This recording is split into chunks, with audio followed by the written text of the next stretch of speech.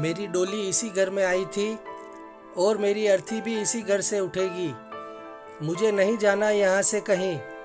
लेकिन माँ, अब यहाँ रखा भी क्या है? अब तो पापा भी नहीं रहे। आपको यहाँ किसके सहारे छोड़कर जाएं? आशा जी जिद पर अड़ी थी और उनका बेटा अनिल उन्हें मनाने की कोशिश कर रहा था। आखिर वो भी एक अच्छा बेटा था। अपने मन को दो भागों में कैसे बांटता? मैंने कभी तुम्हारे पैर नहीं बांधे अनिल। तुम जहाँ रहना चाहते हो अपने परिवार के साथ रहो, लेकिन मैं इस घर को छोड़कर नहीं जाऊंगी। पर माँ, आप भी तो मेरा परिवार हो। आप यहाँ अकेले तकलीफ में रहोगी तो मैं वहाँ कैसे खुश रह पाऊंगा? पापा के जाने का दुख मुझे भी तो है। हम दोनों एक दूसरे का दुख तो बांट सकते हैं ना। बोलते हुए अनिल रोते जा रहा था। अच्छी शिक्षा प्राप्त करने के बाद शहर में अच्छे पद पर कार्यरत था। माता पिता ने कभी आगे बढ़ने से नहीं रोका। वो भी जानते थे कि इतना पढ़ने लिखने के बाद उनका बेटा इस छोटे से शहर में रहकर कभी अपने मुकाम को हासिल नहीं कर पाएगा। इसलिए उन्होंने अनिल को शहर में बस जाने के फैसले को भी प्रोत्साहन दिया। खुद वो बड़े शहर नहीं जाना चाहते थे, क्योंकि इतने साल जिस छत के नीचे गुजारे, अपने खून पसीने से जिस की नींव सींची, जिस घर को मेहनत से संवारा और जिन दीवारों को प्यार से सजाया, उसे छोड़कर जाने का मन ही नहीं करता था। लेकिन अनिल भी क्या करता? जब तक पिताजी थे उनकी फिक्र नहीं थी, लेकिन अब पिताजी के जाने के बाद अपनी माँ को कैसे बिना किसी सहारे के यहाँ छोड़ जाए? हालात ने उसे अजीब से दोराहे पर खड़ा कर दिया था। अपना काम छोड़कर यहाँ रह भी तो नहीं सकता था। हालात को देखते हुए अनिल की पत्नी माधुरी ने अनिल से कहा, आप शहर चले जाइए, आपका काम भी जरूरी है। मैं बच्चों के साथ कुछ दिन माँ जी के साथ यहीं रुक जाती हूँ।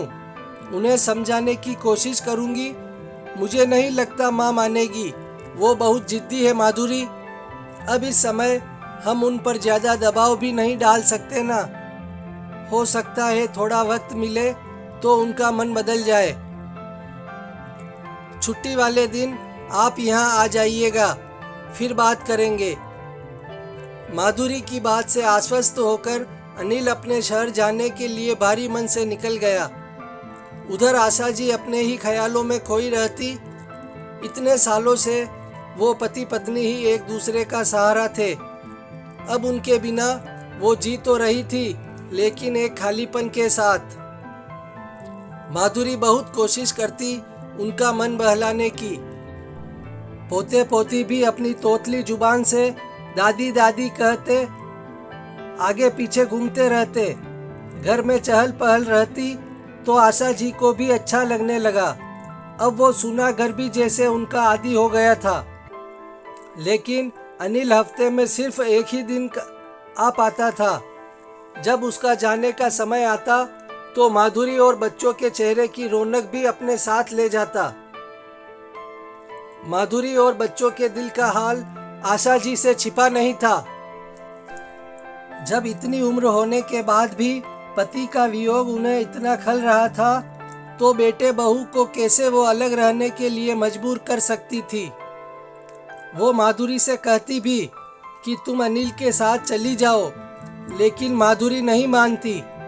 महीना होने को आया था। एक दिन माधुरी ने कहा, माँ जी, इस बार बच्चों का स्कूल में एडमिशन करवाना है, इसलिए अब तो शहर जाना पड़ेगा। आप भी हमारे साथ चलिए ना। बच्चे भी कितना घुल मिल गए हैं आपके साथ। क्या अपने परिवार से ज़्यादा आपको इन बेजान दीवारों से मोह है?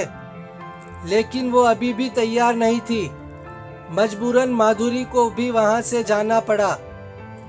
उनके जाने के बाद आशा जी को ऐसा लगता जैसे उस घर की दीवारें उन्हें खाने को आ रही है। सूना घर उन्हें काटने को दौड़ता था।